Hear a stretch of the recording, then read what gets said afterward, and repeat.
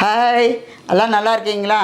இதாங்க நாங்கள் வாங்கின ஃப்ரிட்ஜு, டபுள் டோர் இருக்கிற ஃப்ரிட்ஜு. இதனோட விலை என்னன்னு கேட்குறீங்களா? 50,000 ரூபாய்ங்க.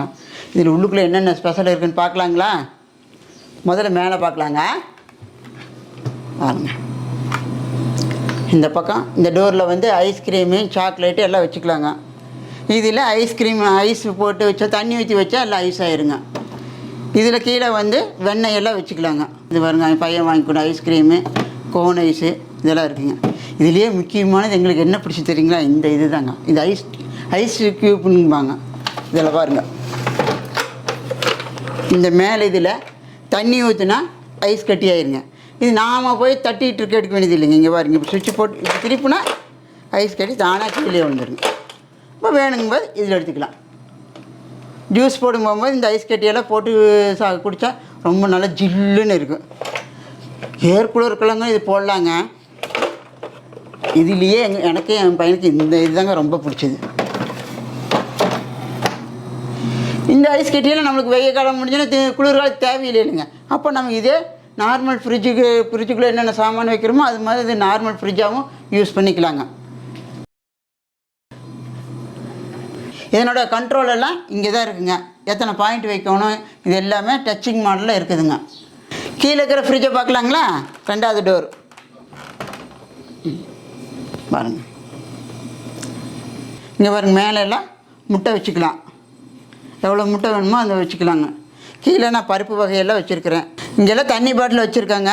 இங்கெல்லாம் சாஸ் ஐட்டம் வச்சுருக்காங்க. இங்கே பாருங்கள், இது ஒன்று கொடுத்துருக்காங்க பாருங்கள். தண்ணி பாட்டில் வந்து கீழே சாயாமல் இருக்கிறதுக்கு கரெக்டாக எப்படி வேணால் நகர்த்திக்கலாம். ஒரு பாட்டிலாக இருந்தால் இங்கே நான் இது வரைக்கும் நகர்த்திக்கலாம். 2 பாட்டில் 3 பாட்டிலுக்கு அட்ஜஸ்ட் பண்ணி வச்சுக்கலாங்க. உழுகாமல் இருக்குங்க.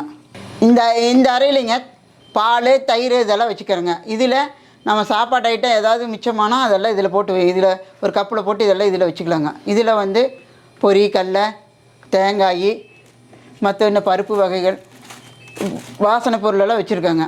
இதில் ஊறுகாய், பச்சை மிளகா, அரிசி இதெல்லாம் நிறைய இதில் வச்சுருக்குறேங்க. இன்னும் கீழே வந்து மாவாட்டி இதில் போட்டு வச்சுருக்காங்க. இது கொத்தமல்லி, கருவேப்பிலை வச்சுருக்காங்க. கீழே வெஜிடபிள் இதில் இவ்வளோ பெருசு இருக்குதுங்க. நிறைய வாங்கி அடுக்கி வச்சுக்கலாங்க. நான் கொஞ்சமாக தான் வாங்கினேன். காயெல்லாம் இல்லை, தீந்து போச்சு. அதனால் தக்காளி மட்டும் நிறையா தக்காளி வாங்கியிருக்கிறேன். காயெல்லாம் இன்னும் வாங்கலைங்க. நாளைக்கே நாளானிக்கே போனால் தான் காயெல்லாம் நிறையா வாங்கி இதில் அடுக்கி வைக்கலாங்க. ஒரு சவுண்டு வருது பாருங்க, கீச்சுன்னு. இது கதவை திறந்து வச்சா அந்த மாதிரி சவுண்டு வருங்க. நம்ம கதவு மூடிட்டு அந்த சவுண்டு தானாக நிற்கும். நம்ம ரொம்ப நேரம் கதவு திறந்து வைக்கக்கூடாது, ஏன்னா ஜில்லெல்லாம் வெளியே போயிருங்க.